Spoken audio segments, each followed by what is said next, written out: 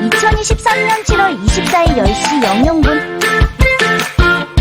수원시 영통구 망포동에 내신 구조대 유진쌤이 등장했다.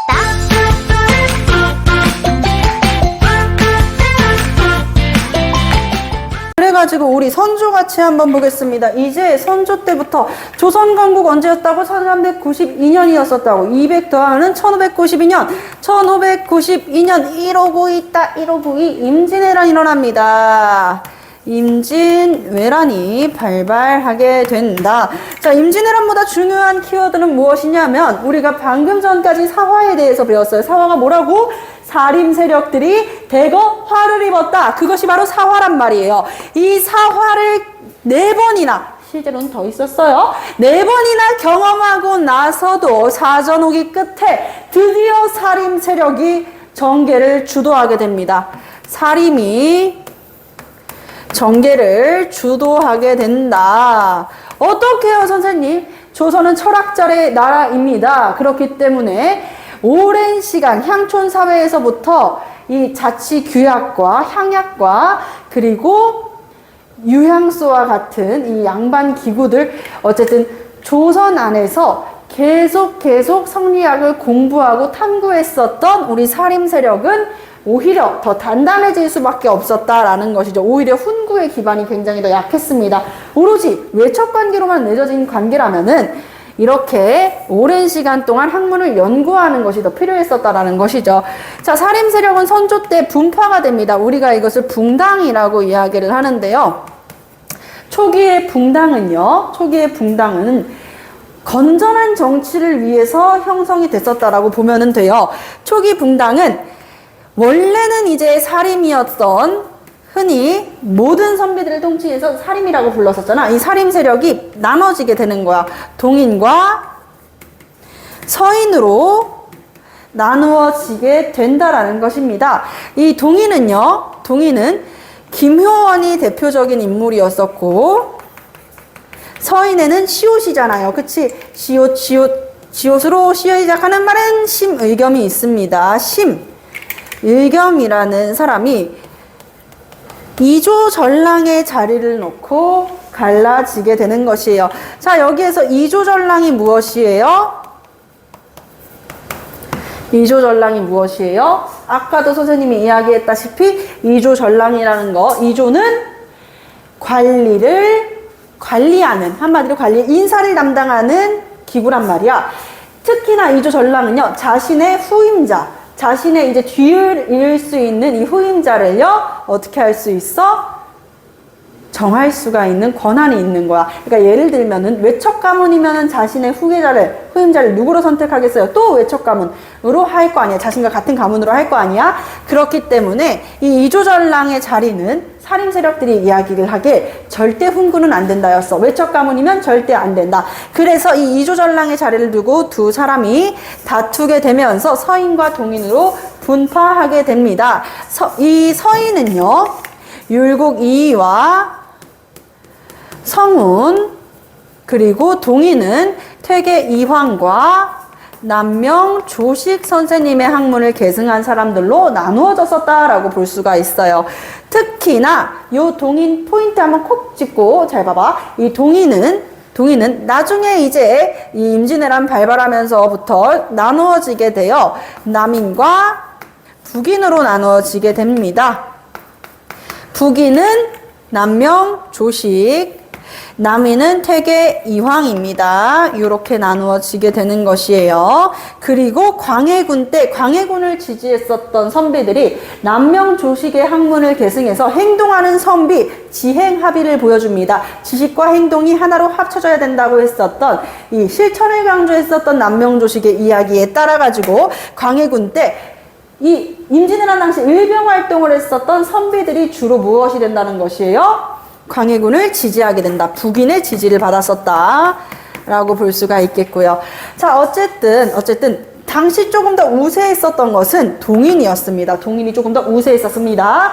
그러다 보니까 임진왜란이 일어난 배경은 이거예요. 일본이 단일민족으로 통일된 국가가 아니었었다 그랬잖아.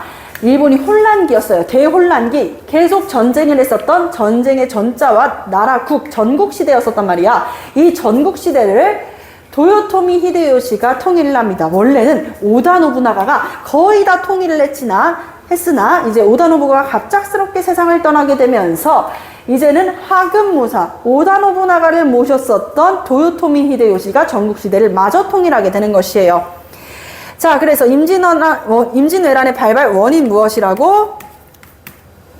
도요토미가 전국시대를 통일하게 되면서 사람들이 야, 오다 노부나가도 아니고 당신은 누구입니까? 도요토미 히데요시, 난 당신을 인정할 수 없어 라고 이야기를 해버리게 되니까요. 이 도요토미 히데요시도 이 일본 안에 있는 다이묘, 영주들의 분란, 이 분노를 다른 곳으로 돌리고자 이 명나라를 치자, 우리도 한번 대륙으로 한번 올라가 보자 라고 하면서 조선한테 정명가도를 내세웁니다. 정명가도 명분으로 조선을 침략하게 되는 게 임진왜란이었습니다. 명나라를 정벌할 테니 길을 터다오 라고 이야기를 했었던 것인데요. 자, 이 임진왜란 처음에는 우리가 계속 패전을 했어요. 초기에는 부산진이 함락되고 동래성과 그리고 충주 탄금대전투에서도 패배를 하게 되면서 끊임없는 패배에 우리가 정신을 놓고 있을 때 이 선조께서는 어떻게 했어요? 누구보다 빠르게 일단은 의주로 피란을 가게 되죠. 그리고 세자로 광해군을 책봉하게 되는 것입니다. 자, 그리고 나서부터 이제 우리도 반격을 한번 해볼까? 수군과 의병의 활동이 있었죠. 이순신 장군님의 활약입니다. 옥사당한 뭐예요? 옥포해전, 사천해전, 당항포해전, 그리고 좋아요! 한산도 대첩까지 이 이순신 장군님께서 좌수사로서 계속 쳐들어오는 왜군의 이 전라도가 뭐야? 곡창지대이자 이 일본 군들이 계속 물자를 공급했었던 주요 요충지였었단 말이야. 거기를 딱 막아버리시는 거예요. 그래서 일본이 거기서 주춤하게 되고 그때 이제 조선과 명나라가 연합을 해요. 왜? 어쨌든 간에 일본은 명나라를 치러 온다는 거지. 그리고 명나라도 이 조선과 4대 관계가 되어 있으니 명나라가 조선을 아우라고 생각을 하잖아요. 그렇기 때문에 도와줘야겠다 해가지고 원병을 파병해서 조선과 명나라가 함께 손을 합쳐가지고 조명연합군이 활약하기도 했었습니다. 요 시기에는 권율 장군의 무엇이 있었었어? 행주산성에서 이제 승리를 했었던 그 대첩마저 행주 대첩도 있었잖아요. 그리고 나서 잠깐 한양으로 이제 다시 돌아왔었던 선조 잠깐 돌아오고 나니까 우리가 왜 싸우냐 하면서 명나라랑 일본 사이에서 휴전 타임을 갖게 되고 우리나라는 그 사이에 휴전이었던 사이에 빨리 군사부터 정비해야 돼. 그래서 어떻게 했어? 직업군인이었었던 훈련도감이라고 하는 강력한 군대를 만들게 됩니다. 그래서 조선 전기에는 오위라고 하는 중앙군 제도에서 이제 임진왜란을 기점으로 제가 군인하겠습니다. 직업군인이 되는 오군영 제도가 자리 잡는다. 훈련도감을 중심으로 훈련도감, 어영청, 총령청, 수어청, 금이원까지 이 5가지의 이 군대가 만들어진다라는 것이죠. 자, 이 임진왜란 그리고 나서 다시 한번 또 어떻게 돼요? 정유재란이 일어나요. 자, 정유재란이 발발하게 되자 왜냐하면 명나라랑 일본 사이의 휴전협정이 제대로 되지 못했어요. 그래서 뭐라 그랬냐면 도요토미 히데요시가 이 명나라 황제의 딸을 첩으로 드리겠다고 얘기하니까 이제 명나라에서 퍼럭한 거죠. 그래서 정유재란은 일어나게 되고 우리는 이때 이를 갈고 있다가 최선을 다해서 싸웁니다. 원균의 7천량 해전 배를 많이 해드시죠. 그리고 나서 이제 이순신 장군님께서 목숨을 걸고 신에게는 아직 12척의 배가 남아 있습니다. 명량해전, 명량대첩 그리고 나서 마지막 전투 도요토미 히데요시가 병사하게 되자 병으로 죽었다고 병사하게 되자 어떻게 해요? 이순신 장군님께서는 저 후퇴하는 일본 놈들을 치지 않으면 저는 죽어도 죽는 게 아니며 자도 발을 뻗고 잘 수 없습니다. 어떻게 합니까? 노량 대처부에서 이 후퇴하던 일본군을 격파하게 되는 것이죠. 자, 그러면서 이순신 장군님은 노량해전에서 전사하게 됩니다. 자, 그렇게 임진왜란이 끝이 나게 되는데 이 임진왜란의 결과로 우리 조선의 이 토지도 황폐화가 되고 백성도 너무 많이 병들어서 죽어요. 그러니까 어떻게 하겠다는 거야? 이 광해군 시기에서부터는 황폐화가 된 토지를 다시 한번 어떻게 하겠다? 재건하겠다라고 이야기를 하는 것이에요. 그래서 광해군 시기 때는 이 임진왜란으로 우리 경복궁도 소실되고 우리나라의 소중한 문화재였죠. 그리고 불국사도 소실이 되었는데 이런 것들을 다 지금 당장 고치지는 못하겠지만 국토부터 재정비하고 이제 국방을 강화하면서 민생까지를 안정화시켜보자 했었던 정책, 임진왜란 이후 혼란했었던 사회를 이제 하나씩 고쳐가려고 합니다. 국토 재정비, 그리고 국방을 강화하고 국방 강화. 자, 민생 안정을 위해서 펼쳤었던 두 가지의 정책이 있습니다. 첫 번째 정책은 무엇이냐면요. 일단 여러분들 조선시대에 병원이 있었을까요? 어이들은요, 집집마다 마을마다 돌아다녔어요. 그렇기 때문에 내가 지금 아파. 그러면 그 의사를 기다릴 수밖에 없는 거야. 의사께서 나를 진찰해주고 옆집으로 떠나면은요, 어이가 이제 찾으라고 하는 약초를 또 찾아서 그걸 또 어이가 다려주고 그걸 또 마시고 그 시간이 너무 길잖아. 그래서 증상에 따라 가지고 맞는 약재를 구할 수 있는 허준이 편찬하였습니다. 무엇입니까? 동의보감을 편찬하게 됩니다. 광해군 시기에 완성이 되는 것이죠. 자, 그리고 민생안정책으로 두 번째는 무엇이냐면은 원래 토산물 있잖아요. 토산물. 지역마다의 이 특산물들이 있을 텐데 이 특산물을 세금으로 바칠 공짜를 써가지고 공납이라고 하는 제도가 있는데요. 이 공납이 썩어 문드러집니다. 왜냐하면은 산에 살고 있는 사람한테 전복을 가지고 오라고 한다던가 바닷가에 살고 있는 사람들한테 갑자기 또 이제 구황작물을 내놓으라고 한다던가 이래버리면 답이 없잖아, 얘들아. 그치? 그러니까 어떻게 해야 돼요, 우리는?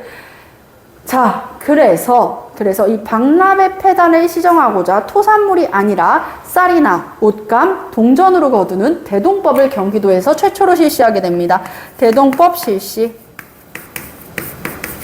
대동법을 실시했다. 요렇게까지 볼 수가 있는 것이지요. 자, 그리고 인조반정으로 넘어가는 그 계기를 한번 볼게요. 광해군 이렇게 열심히 한 것 같은데 대체 왜 군이라는 직위로 끝이 나는 것이며 북인 세력들은 왜 축출을 당하는 것일까요? 두 가지의 원인이었었는데요. 첫 번째는요. 이 임진왜란 때 우리나라에 원병을 파병했었던 명나라 있죠. 명나라 말고도 우리나라 머리맡에 성장하는 새로운 세력이 있었는데 그들이 바로 여진족이었습니다. 여진족은요, 누르하치라고 하는 사람이 여진족을 통합하게 되면서 나라를 세우게 되는데 옛날에 고려시대 때 금나라가 우리나라 쳐들어왔었던 거 기억나죠? 금나라의 후예, 여진족의 후예라고 하는 후금이라는 나라를 건국해서 우리 명나라를 계속 압박합니다. 그러니까 명나라에서 어떻게 해? 야, 조선아, 우리 임진왜란 때 너네 도와줬잖아. 너네도 빨리 우리 도와줘! 라고 얘기하는데 광해군께서는 후금과 명 사이에서 유연한 중립 외교를 펼친다는 것이죠. 그게 이제 우리 선비들은 마음에 들지 않았습니다. 신하들은. 왜? 조선은 명과 4대 관계가 맺어진 나라고 이 명나라가 임진왜란 때 얼마나 큰 도움을 줬는데 그저 실리만 챙기려고 하냐. 대의명분도 지켜야 된다라고 얘기하면서 이 광해군의 중립 외교 정치를 비판했어요. 거기에다가 쐐기를 박은 사건은 무엇이냐면요. 바로 이 사건입니다. 이 선조께서요, 광해군보다도 9살이 어렸었던 19살의 어린 여인과 결혼을 하게 됩니다. 그래서 선조의 부인은 새 왕후인 거죠, 한마디로. 이 새 왕후는요, 너무 어리고, 심지어는 이 선조와 이 왕후 사이에서 아들까지 생기게 돼요. 이 아들, 뚜루룬. 광해군 입장에서는 나는 후궁의 둘째 아들인데, 왕비의 아들인 저 어린애가 왕이 되는 거 아니야? 늘 불안에 차 있었어요. 그러다가 자신의 이복 동생을 살해하고 새엄마죠, 한마디로. 엄마를 폐위시켜버립니다. 그것을 우리가 폐모살죄라고 해요. 자, 계모를 폐위하고 형제를 살해했다라고 해가지고 폐모살죄라고 해. 이 두 가지의 사건을 명분으로 삼아가지고 당시 이 서인 세력들이 있죠. 정통 성리학자들이 많았습니다. 서인 세력들이 어떻게 하게 된다? 광해군을 끌어내리고 이 인조 반정을 주도하게 된다라는 이야기입니다. 그래서 이때부터는요, 인조 반정을 도왔었던 서인 세력들, 자, 서인이 정치를 주도하고 북인은 축출당했으니까요, 남인은 참여합니다. 남인 참여 하는 양상을 띠게 되는 것입니다. 여기까지 이해되셨을까요? 어렵나요? 어렵지 않습니다. 자, 그래서 인조반정 시기 또 어떤 일이 있었냐? 야, 후금 입장에서는 자기네들이랑 잘 지내고 있었던 광해군이 갑자기 폐위당하니까 이게 뭔 일이야? 광해군이 우리랑 친하게 지냈었다는 이유로 폐위당했다고 광해군에 복수를 하겠다라고 하면서 쳐들어오는 사건 정유재가 아니라 죄송합니다. 정묘호란입니다. 정묘호란.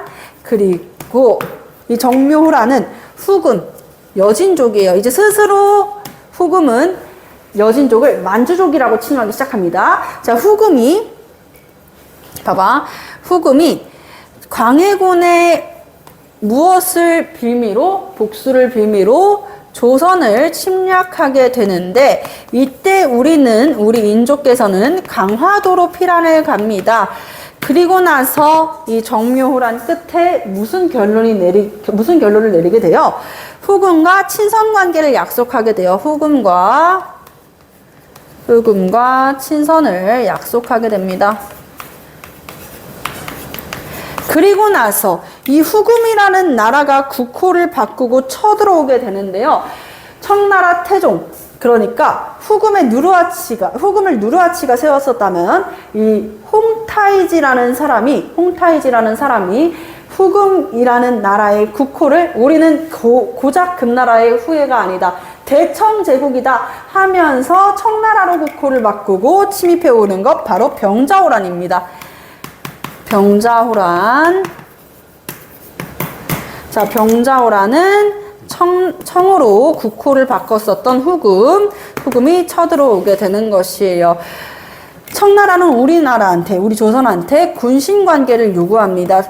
이 군주와 신하의 관계예요. 군주는 어디겠어요? 청나라죠. 신하는 어디겠어요? 조선입니다. 우리는 이 군신관계에 거부하게 되면서 우리는 이번에는 강화도로 피난해 가려고 했으나 청나라에서 이미 강화도까지를 포위하고 있던 상태, 그래서 인족께서는 선택권이 없었습니다. 어쩔 수 없이 남한산성으로 피난을 가게 돼가지고 남한산성에서 41일간의 항전 끝에 결국에는 우리가 항복을 하게 되는 것입니다. 그것이 바로 남한산성 산전도에서 이제 있었던 삼전도의 굴욕, 삼배구 고두례의 예를 갖추게 되면서 죄송합니다 한 번 죄송합니다 할 때마다 3번의 머리를 찢고 총 9번의 머리를 찢으셨다는 이 인조의 정말 서글픈 이 항복으로 인해 가지고 당시 청나라와 이제 우리 조선과는 군신관계가 체결되고 조선의 세자, 대군, 그러니까 왕자들 할 것 없이, 신하들 할 것 없이 다 어떻게 된다? 청나라에 끌려가게 됩니다. 3년 뒤에 다시 돌아오게는 되지만요. 자, 그래서 청나라에서 돌아오고 나서 시름시름 앓았었던 소현세자가 세상을 떠나게 됩니다. 그리고 나서 왕위에 오르게 된 게 바로 효종인 것이죠. 자, 요 사이에 들어가야 되는 내용, 시간 관계상 넘었지만 그 주전파와 주합파 시험 문제 굉장히 잘 나오고 고등학교 시간에 수행평가로 잘 나오는 부분입니다. 이 부분은요, 여러분들 유튜브 참고해 주시고요. 자, 효종. 효종은 원래 복림대군이야. 복림대군. 세자로 책봉되지 아니하였다는 이야기예요. 세자께서 돌아가셨으니까 왕이 된 거예요. 효종은요, 우리 아버지를 2번이나 머리 박게 한, 세 번이죠. 죄송합니다. 3번이나 이 머리를 박게 한 치욕을 줬었던 이 청나라 가만두지 않겠다 라고 하면서 청나라를 정벌하자 북벌론을 대두합니다. 북벌론이 대두됩니다. 북벌론 송시열과 함께 해가지고 북쪽을 벌하자. 북쪽이 어디야? 청나라잖아요. 그쵸? 북쪽이 청나라죠. 그래서 청나라를 벌하고자 하는 북벌 정책을 펼치게 되는 거야. 자, 북벌을 추진했으나 효종께서 자, 그거자! 돌아가십니다. 북벌을 실제로 시행하기도 전에 효종께서 돌연 세상을 떠나게 되면서 북벌은 시행됐다, 시행되지 못했다? 시행되지 못했습니다. 실패로 끝이 나며 이후 북벌을 하는 여론 사이에서 얘기하지 못했었던 북쪽의 학문을 배우자고 하는 북학파가 대두됩니다. 북학파가 대두된다. 북쪽의 학문을 배우자. 여진한테도 우리가 배울 게 있다라고 했었던 세력들이에요. 자, 이렇게 효종께서 북벌을 추진하지만 실패로 끝나게 되고 현종 때 돌연 이때부터는 우리가 어떻게 이해를 해볼 수가 있냐? 자, 이때부터는 붕당의 초기, 붕당의 후기예요. 선생님이 이렇게 빨간색으로 친 건 붕당의 후기야. 초기에는 붕당이 뭘 추진했었다 그랬어? 건전한 정치를 위해서 때로 대립하면서 견제하면서 올바른 이야기를 하기 위해서 부딪혔다면 이제는 이 붕당은 일당 전제와 하나의 당이 정계를 다 장악하기 위해서 세력 다툼을 하는 모습을 볼 수 있게 됩니다. 현종 때 있었던 사건입니다. 바로 이 상복을 입는 기간을 두고 싸움을 하게 됐었던 예송 논쟁입니다. 예송 논쟁. 1차 예송 논쟁은요, 효종께서 돌아가셨어요. 효종께서 돌아가시게 되니까 서인과 이제 누가 축출됐어요? 동인 아니죠. 동인이 남인과 북인으로 나눠졌는데 북인은 강해군을 지지했던 세력 축출됐으니까 남인밖에 없는 거예요. 그쵸? 그러니까 서인과 남인이 있었어. 1차 때 이런 이야기를 하는 거야. 서인이 정통성리학자라 그랬었잖아. 그래서 아무리 생각해도 효종께서는 원래 왕이 될 뿐이 아니었기 때문에 왕이 아니다. 즉슨 사대부의 예법을 적용시켜야 된다. 주자가래를 근거로 듭니다. 성리학을 이제 집대성했었던 주희께서 말씀하신 집에서 지켜야 되는 예법? 주자가래를요? 그러면서 효종은 사대부의 예법으로 1년 동안 어떻게 해야 된다?